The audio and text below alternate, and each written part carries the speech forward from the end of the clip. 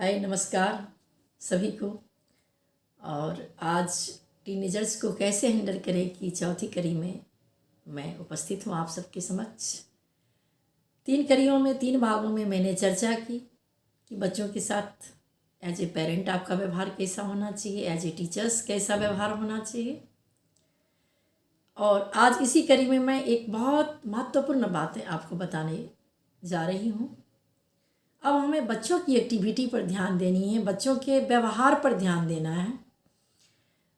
हम जिस age group के बच्चों की बात कर रहे हैं, जिस टीनेजर्स की बात कर रहे हैं, किशोर किशोरी की बात कर रहे हैं, वह उगता हुआ सूरज होता है। सारी शक्तियाँ उनके अंदर उदित हो रही होती एक्सप्लोर हो रहा होता है। चाहे वह इमोशनल डेवलपमेंट हो, कल्चरल डेवलपमेंट हो, फिजिकल डेवलपमेंट हो, बहुत सारे डेवलपमेंट, बहुत मतलब शक्तियों का स्रोत। और उनके अंदर असीम संभावनाएं पनपती है, असीम संभावनाएं। तो ऐसे में क्या होता है कि उनके अंदर जो एक गुण आता है वह आता है आत्ममुग्धता। अपने आप को पर मुग्ध हो जाना, अपने आप पर मुग्ध हो जाना, अपने आप से अत्यधिक प्रेम करने लगना। अंग्रेजी में इसे नार्सिसिज्म कहते हैं। और ऐसी स्थिति में बच्चा जो सोचता है उसे सत्य मान लेता है। उसे अपने सिवा किसी और का बात सत्य नहीं लगता है। उसे लगता है मैं जो करता हूँ वह सही है, मैं जो सोचता हूँ वह सही है, मैं जो कहता हूँ वह बात सभी लोग माने, हमें लोग प्रतिष्ठा दें, हमें लोग प्रेज करें, हमारी बात सब माने। एक तरह से आप इसे जिद्दीपन भी कह सकते हैं। उसके स्वभाव में एक जिद बढ़ने लगती है और अपने आप को साबित करने के लिए सारी शक्तियों को वह लगा देता है। अब ये जो बड़ी समस्या है इसको हम हैंडल कैसे करें? बिल्कुल आप हैंडल कर सकते हैं, घबराने की बात नहीं है, क्योंकि हम सब उस एज ग्रुप से गुजरे हुए हैं। बच्चे की मान्यता को, बच्चे के बातों को प्रतिष्ठित करते हुए धीरे धीरे, जैसे मैं उनको पहले प्रेज करी, हाँ हाँ बिल्कुल तुम आप ठीक कर रहे हो, जो भी कर रहे हो आप ठीक कर रहे हो, लेकिन इसमें ऐसा होता तो बड़े प्यार से एक आपने पढ़ा है ना दोहा कि गुरु कुम्हार शिष्य कुंभ है, गढ़ी गढ़ी काटे खोट, अब भीतर हाथ सहार दे बाहर बाही चोट। यानी गुरु कुंभकार है और शिष्य घड़ा है, जिसे बड़े प्यार से पीट पीट कर गुरुजी कुम्हार के जैसे घड़े का एक सुंदर रूप यानी एक सुंदर व्यक्तित्व का निर्माण करते हैं। लेकिन ठोकर इस तरह से देते हैं कि अंदर टूटे नहीं, सहारा भी होता है।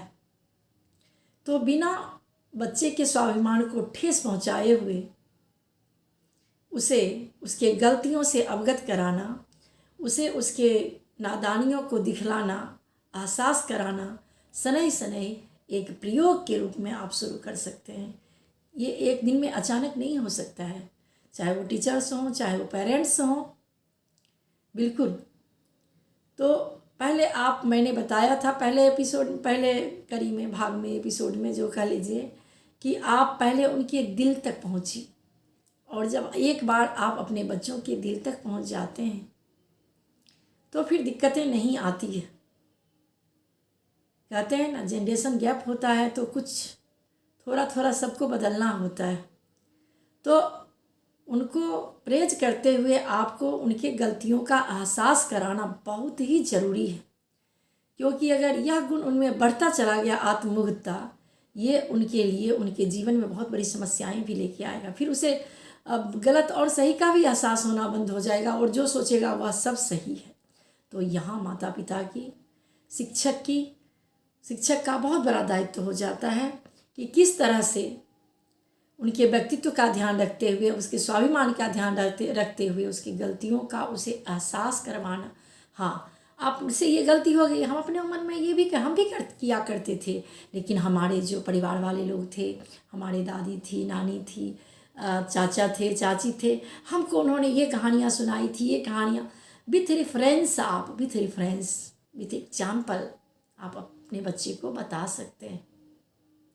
ज़रूर वो समझेंगे। मैंने सैकड़ों हजारों बच्चों से रूबरू हुए हैं और आपको मैं बताऊंगी कि आज तक मुझे जो लोग कहता है नालायक बच्चा कोई नहीं मिला, और कोई एक भी ऐसा बच्चा नहीं मिला या कोई ऐसा स्टूडेंट नहीं मिला जो मेरी बातों को नहीं माने। या इग्नोर करे या इंसल्ट करे, definitely I have not seen, मैं अपने लाइफ में नहीं, मुझे फेस करने का ऐसा मौका नहीं मिला है। ईश्वर की अनुकंपा है या आप लोगों का स्नेह है, ये तो मैं भी नहीं जानती, लेकिन बस मैं अपना अनुभव साझा कर रही हूँ। तो ये आत्ममुग्धता, नार्सिसिज्म की जो समस्या है, यह हर किशोर किशोरी में होती है। इसी क्रम में कोई बच्चे अपने आप को बहुत सुंदर मान लेते हैं, तो फिर दूसरे के व्यक्तित्व को महत्व ही नहीं देते। मतलब वो सेल्फ सेंटर होने की तरफ जो वो आगे बढ़ते हैं, वो आपको नहीं होने देना है। अपने आप को अत्यधिक महत्व देना चाहते हैं, वह अति सर्वत्र वर्जयित, जो हमारा वेद वाक्य है, जो हमारी शुक्ति है, बहुत सारी शुक्तियाँ हैं, उसमें जो ये हमारी शुक्ति है अति सर्वत्र वर्जयित, इसका आपको बड़ा ख्याल रखना पड़ेगा। क्योंकि इस उम्र में जो आदतें पड़ जाती हैं वो कभी लाइफ में चेंज नहीं होता है। एक बार जो बचपन में आदत पड़ जाए, किशोरावस्था में जो आदत पड़ जाए, वह फिर स्वभाव बन जाता है और आदमी चाह करके भी उससे नहीं निकल पाता है। तो आप अपने बच्चे को आत्ममुग्ध होने से रोकें और उन्हें धीरे धीरे गुरु कुम्हार से कुंभ है की तरह, एक कुम्हार जिस तरह से एक घड़ा को सुंदर बनाता है, तो हम भी अपने इन हाथों को उस कुम्भकार वाले हाथों की कला से अपने बच्चों को, अपने छात्रों को संवारें। अब कई बच्चे ऐसे होते हैं जो बहुत ही लाड़ प्यार में पलते हैं, कभी उन्हें जरा सा कोई डांटा भी नहीं होता है। ऐसे बच्चे जब बाहर की दुनिया में जाते हैं तो फिर वह हल्का सा झटका भी बर्दाश्त नहीं कर पाते हैं। इसलिए थोड़ी थोड़ी मात्रा में बच्चों को थोड़ा टफनेस का भी ट्रेनिंग देना बहुत ज़रूरी है, उनकी रोक टोक भी बहुत ज़रूरी है। ये नहीं कि समय बदल गया है हम बच्चों को ना टोके छोड़ दें, ऐसा भी नहीं है। हाँ, लेकिन हम टोकें जब वो छोटी छोटी गलती करते हैं। जब हम छोटी छोटी गलतियों पर उन्हें टोकेंगे तो वो बड़ी गलती नहीं करेंगे। और इसमें खास करके परिवार के सदस्य, आजकल तो न्यूक्लियर फैमिली का बड़ा बोलबाला है, न्यूक्लियर फैमिली जिसमें माता पिता और बच्चे होते हैं। कई पुस्तक में भी पढ़ाए जाते हैं। हमारी संस्कृति को बर्बाद करने में कुछ पुस्तकों का भी बहुत हाथ है। और आप महसूस करेंगे, EVS की एक किताब में मैंने बच्चों को पढ़ाते हुए पढ़ी थी कि न्यूक्लियर फैमिली अच्छा होता है और जॉइंट फैमिली गरीब होता है। इस तरह का बात अगर बच्चों को समझाया जाए तो फिर वो जॉइंट फैमिली का जो क्या फ़ायदा है, गुण है, उससे आज हमारे बच्चे वंचित रह जाते हैं।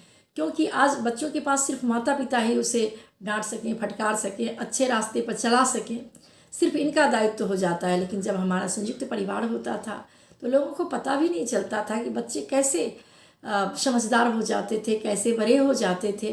तो यह एक बहुत चैलेंजिंग फेज है जब हम अपने बच्चों के साथ सिर्फ माता पिता रहते हैं और वो पिता काम में दिन भर, माता भी वर्किंग हैं, अगर बाहर जाके वो नौकरी करती हैं तो बहुत बड़ी समस्याएं आ जाती हैं।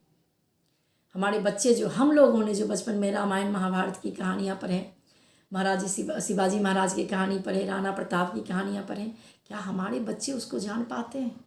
बिल्कुल नहीं जान पाते हैं।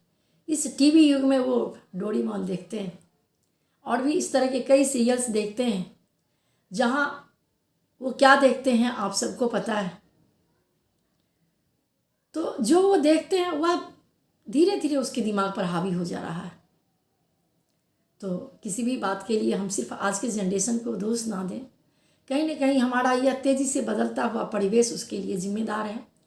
लेकिन अगर समय मुश्किल है तो हमें भीष्म प्रतिज्ञा भी करनी पड़ेगी, लड़कर जीतना हमको है, हारे हौसला ना हम। ये मेरी ही कविता की पंक्ति है।